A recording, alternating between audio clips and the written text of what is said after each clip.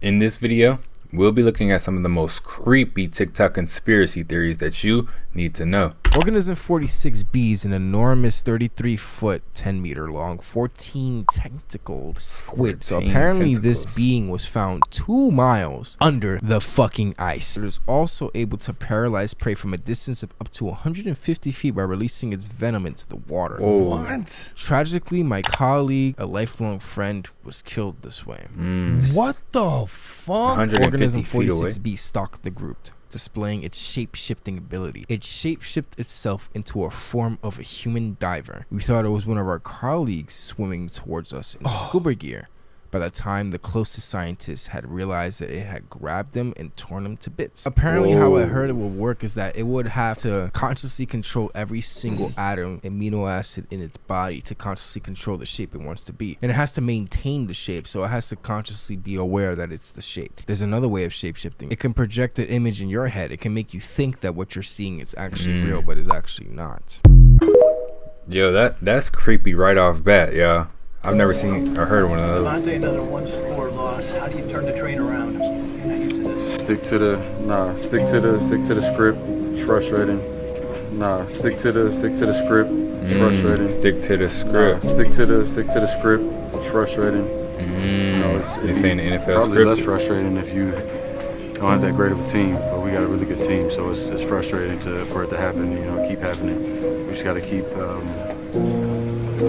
on trucking. Keep sticking to what we do, and just finish our games. When you get a roughing the passer. What y'all think about the NFL and this ideal of it being scripted? I'm not sure.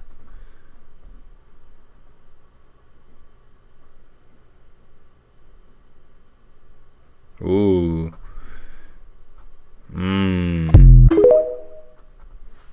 What's up, Ye? Is it the real Ye or the doppelganger? Y'all think it's the real Ye? I'm not sure though. Honestly, he be doing some wild stuff now. Visitors are not our friends. They are not who they appear to be. Whoa. Oh, shapeshifters. Science fiction. They show us in the movies. It's just a trick. Look, we were just sent here from the home planet. We just arrived on orders. You're human and forget this masquerade. We are not. Uh-oh. See, you wouldn't even know. It'd be right in front of your face. Man, look. These are questions that I have about Elon Musk. Let's look again. Know the outcome and you'll see the journey. One element of the cult agenda is to get rid of petrol and diesel cars.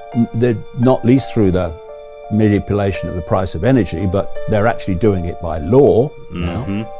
That's crazy. And bring in electric vehicles. Now, 2 things to that. Three things to that. One, electric vehicles are environmental disasters in terms of their batteries and everything, and where the materials come from, and what people in Africa suffer, even little kids, mining for the stuff. And 2, if you're going to have computer-controlled cars, they can't be petrol or diesel, they've got to be electric. And the reason you want autonomous driverless vehicles run by a computer is because the computer then decides where you can go and where you can't. If the computer in the car is programmed that you can't go here and you can't go there, that car will not take you there. So it's all about control. And by the way, what they're doing in Britain for people around the world is what we have on our motorways, the American version of freeways, are or have been up to this point, is the running lanes where people travel really fast. And on the left-hand side, you have the emergency lane, or what's known in Britain as the hard shoulder. And if you break down in the running lanes, you get out of the running lanes so you're not smacked from behind, and you get onto the hard shoulder. What they're doing is creating something called smart motorways, which are stupid but there's method in the madness. They are taking out the emergency lane and making it a running lane. And quite a lot of people already have died because they've broken down in the running lane that was the hard shoulder, and they've been hit behind by a truck or something. So why are they doing it? It's madness. It's dangerous. Yes, it is. But what they're doing is they're preparing the motorway system for autonomous cars. That's what it's about. Hey, I got a question, y'all. If you purchase an electric vehicle and you forget to pay your car note, do you think it will repo itself? Reptilians live amongst us. Almost every U.S. president was a reptilian. Nixon, Reagan, Clinton. The name of the show is People of Earth. Go watch it. Yeah, they got all type of shows about reptilians, right? Welcome back to Past Life Stories. This is episode 13.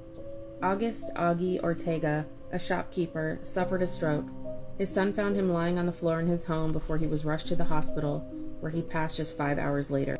Just 1 year later, little Gus here was born on December 3rd, 1995, to Ron and Kathy. Now, there is some confusion over their last names. When their story first aired on Unsolved Mysteries, I think over 2 decades ago, they were under the last name Ortega, but a later documentary on them has them listed under the name of Taylor. But I'm just going to go ahead and refer to them by their first name. Ron was the son of late August, so Grandpa Augie never got the opportunity to meet his grandson, but he might have already known him. When Gus was just 18 months old, he started speaking, and one day when his dad was changing his diaper, he looked at him and said, "You know, Dad, when I was your age, I used to change your diaper." Ron was flabbergasted and just thought the words were so strange. Wait, what? Gus then started mentioning different things about his grandpa, but he didn't know anything, or shouldn't have known anything about him at this time. He continued making odd statements over the next few years, including memories Ron barely had any recollection of, although he was there when these memories So this is a took place. reincarnation. And whenever Gus's parents would discuss Grandpa Augie within listening ear, Augie would turn to them and say, "You mean me?" One day when Gus was 4, his father brought home some old photographs and showed them to him. He said, "Hey, look at this old photograph." Gus skimmed the photo, pointed to a boy and said, "Oh, there's me." Ron was shocked to see that he had pointed to his father, Augie. He was also able to identify Augie's first car as well as his shop in some photos. Kathy asked Gus one day if he had any brothers or sisters when he was Grandpa Augie, and he responded, "I had a sister, but she died. She turned into a fish." His parents were pretty confused, as you can imagine, and asked him what he meant. He said that some bad guys hurt her. They were taken aback as Ron had only recently learned the details of his father's late sister. She was actually unalived by her husband before she was wrapped in a blanket and dumped into the San Francisco Bay in 1940, more than a half a century before Gus's birth. And Ron swore Gus knew absolutely nothing about this. Gus also said when he died, God gave him a card, and if you get this card, you can come back, and he wanted to come back. He drew this picture of what the card supposedly looked like. He also said that he was big and then went through a porthole and then he was small. Most of Gus's memories of being Grandpa Augie had faded by the age of 5, but his father Ron is convinced that he is the reincarnation of his late father. Are you convinced? Tell me what you think in the comments. Man. Make sure to like and follow for more past life stories. And we are, as a people, That's crazy. inherently and historically opposed to secret societies.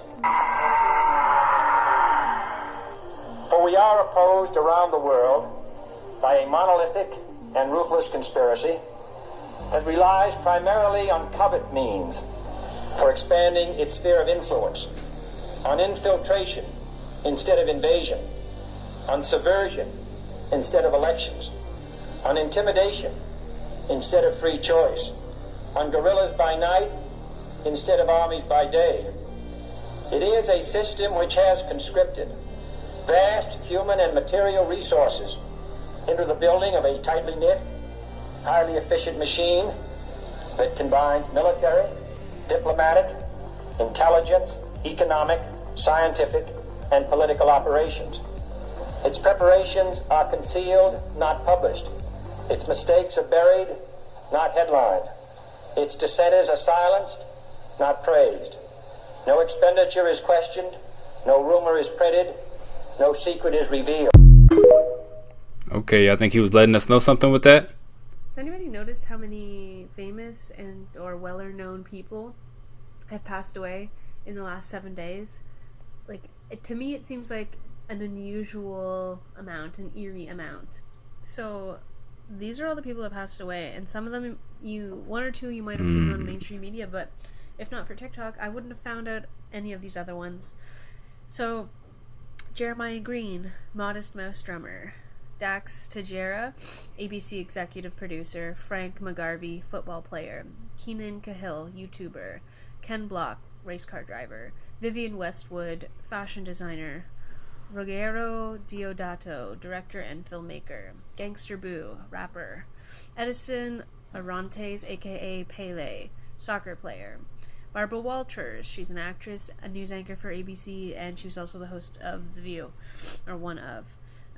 Yuji Nanokawa, sorry if I'm pronouncing these wrong. He was a director and a producer in the anime industry.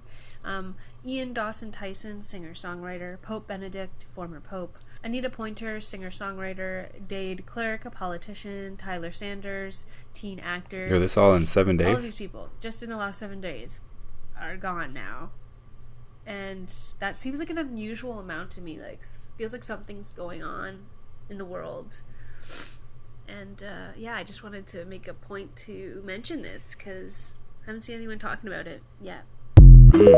That is creepy, isn't it? Like, all those people just passed away within 7 days. But yeah, these are some of the most creepy conspiracy theories that are on TikTok. If you like the content, don't forget to hit that subscribe button, turn your notification bell on, and until next time, YouTube, peace.